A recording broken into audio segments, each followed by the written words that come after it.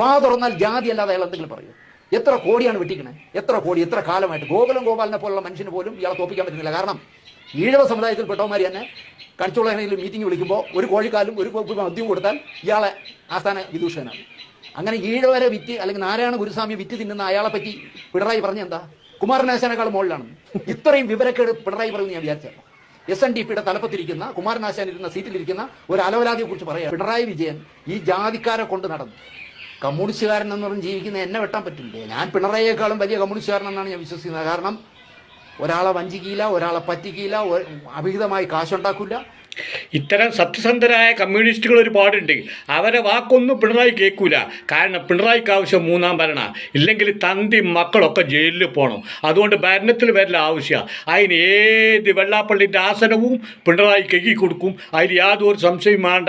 യഥാർത്ഥ കമ്മ്യൂണിസ്റ്റുകാരൊക്കെ വേം വിട്ടോളി.